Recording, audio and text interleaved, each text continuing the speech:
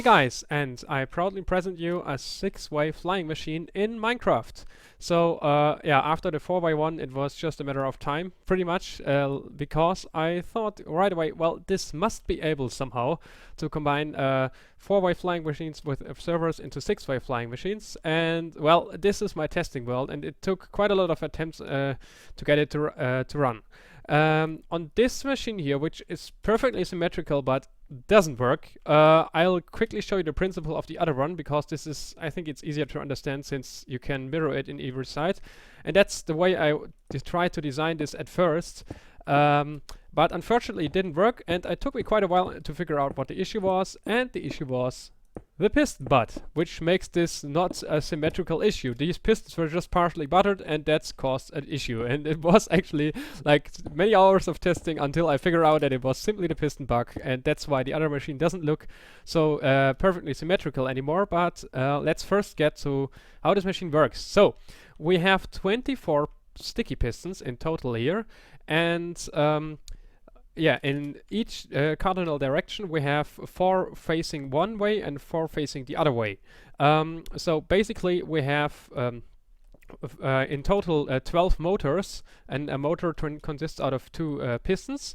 So you probably know already that you can simply build a motor by having a sticky piston facing into 2 slime blocks, and another sticky piston facing into 2 other slime blocks. And let's just remember how this principle works.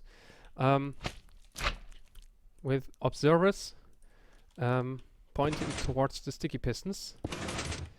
And yeah, this is an working 2-way engine. And the idea is that if you park them in the extended position instead of in the retracted one, you can move them in the perpendicular direction as well. Let me quickly demonstrate this. So if I power it right now, and don't mess up the observer.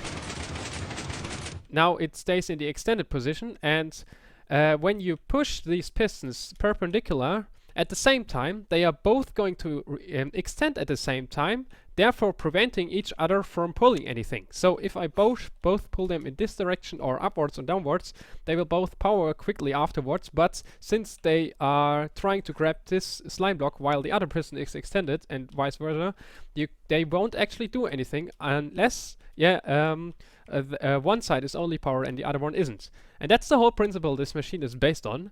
So when you, for example, go, let's say, a positive X direction, you power this sticky piston here, this one on top, the one on the outside here, and the one on the bottom here. So you have to figure out which observers these are. It's this observer, this one, and the last one is this one here. Now we should probably go to the actual machine, because I avoided budding there, and that's why the machine looks a little bit different.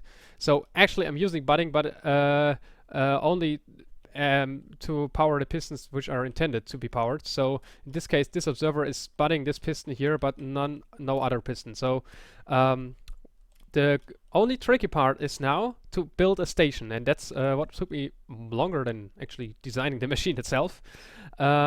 Over here you can take a look at the stations. Let me actually fly into the bigger array of stations here. I built a 3x3 array, which is actually a little bit annoying since they aren't clone safe, so I have to manually repair them after I cloned them all.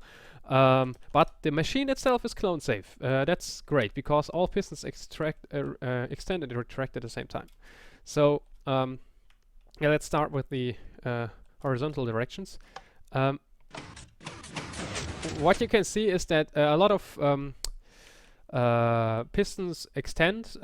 So if I clone in the machine again, you can see that we have to keep the cardinal directions completely clear, and even make sure that we don't have anything that attaches to the slime blocks at the sides. So that's why there are obsidian blocks here. And so you cannot directly reach the machine. You have to somehow use double piston extenders at some points, even because we have sometimes got to reach the observers in the middle here, and it has to be all in the same game tick. Luckily, we can use the observers themselves as instant wire. That's why what I use quite frequently over here. And so in this case, if I power this yellow button here, it will go this way, and so you can see it's going to power this piston here. That means that this observer here is going to be moved on top of this. I can place it here, like onto this position, and since it's updating when it's being moved, it will power the observer block itself, which doesn't update this observer itself, but this one, and therefore pull this piston here. And so same thing happens for the other sides. We have one observer being moved to over here, and then powering this observer and pulling this piston. So all the 4 pistons facing opposite to the direction we want to go are being powered once, and then they start pulling along, and then the same mechanic as with the 2-way engine applies, but we are just pulling enough engines to go all 6 directions. And this machine only carries 10 blocks in every direction, so you can actually attach quite a lot of blocks here without it even breaking. So for example, I could place one here, here, well, more blocks could be placed. The problem is just then the station would probably break. I would have to build it a little different. Actually, I can probably place them here and just remove the obsidian blocks. It shouldn't matter much, but I don't have to try out how many blocks I can put into this. Each of the sections has 10 blocks, so since the limit is 12, we can add another 2 times 8, so 16 blocks to this machine. So what else is there to say? Yeah, how to stop this? Well, it's equally tricky, because first of all you have to power the section that is behind. So if you just build a wall, it will crash into the wall but will be broken. So you have to power the section behind, and also you can't place anything in the way of the machine if you want to be able to launch it in all 6 directions. But the trick is to just use the same mechanism as to launch them to stop them again. So that's why there are observers at the side here, like this one. So if the machine flies in from here, it will power the pistons that will go this way just in a moment as it reaches the middle, and it has to be tick precise, or at least redstone tick precise. And then all pistons gonna keep being extended and therefore prevent the other side from pulling it again and moving forward.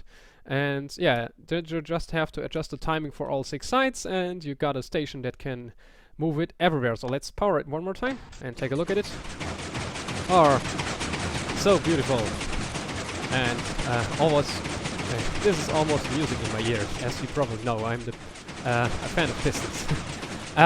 Yeah, World Download will be available in the description, so you can keep messing around with these. I hope this and other contraptions will make it possible, for example, to build improved quarries for survival in the future. We'll know, but I'm pretty proud of this already, and I hope you like it as well. So thank you guys for watching, and I'm out. See you next time. Bye!